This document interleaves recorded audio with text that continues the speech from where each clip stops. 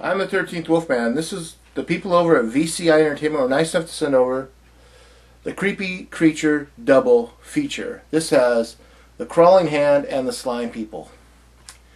Both of them, both of these movies on here, the Crawling Hand and the Slime People, are very well worth picking up. This is some fun 1950s, 1960s sci-fi horror type stuff.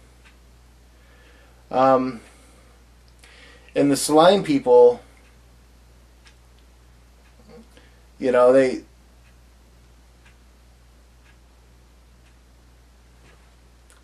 emerge from the sewers. It's kind of interesting because they wind up building this. This guy's flying his plane. He comes into this really thick fog, and he lands down at like Burbank Airport or something like that. Meets up with a few more people, and the rest of the town is like completely missing. So they're trying to figure out what's going on. And when he meets up with the other people, they tell him that, you know, there are these creatures out there. What kind of creatures are they? You know, they're basically slime people. They try to find a way to defeat the slime people, and they try to find out what happened to everybody else. That's where I'm going to leave it at there. But I'll tell you right now, this is a very fun movie. I liked this movie, even though it was referred to as being a recipient of a Golden Turkey Award. Come on. Golden Turkey, this thing wasn't that bad. I mean, it wasn't the best movie put out, but this is definitely a drive-in double feature B movie. I mean, come on.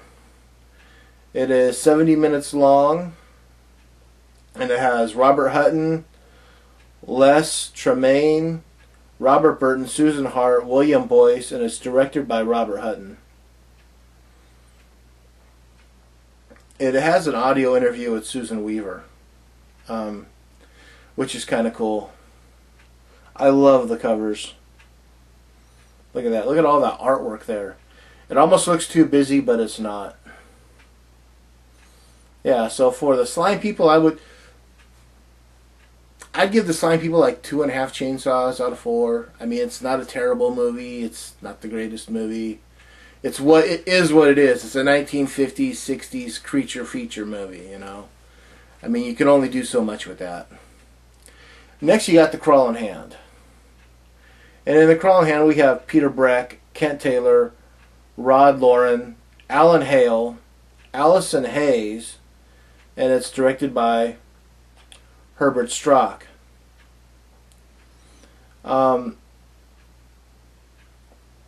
This astronaut, the whole thing is about this astronaut.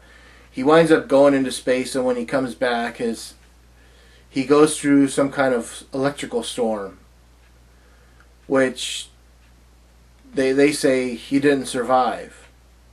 Well, he winds up being zombified or something like that.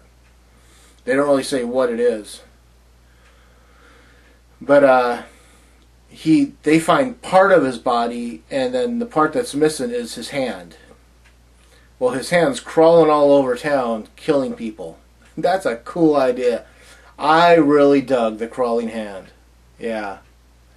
Again, it's not one of those movies you're expecting Oscars for, but it's a very fun movie to watch. You could just kind of see the hand just kind of crawl along like that. It kills people. It does this. There are times that people just look at the ground and they see like a mangled hand, and they just can't believe what it is. They're like, oh, okay, well, it's just a hand, you know. That can't be the culprit, you know. They do fingerprints on the hand, and they send it back to Washington, and Washington says it's the dead astronaut. And they're like, well, it can't be the dead astronaut because, well, he's dead. And it's just, again,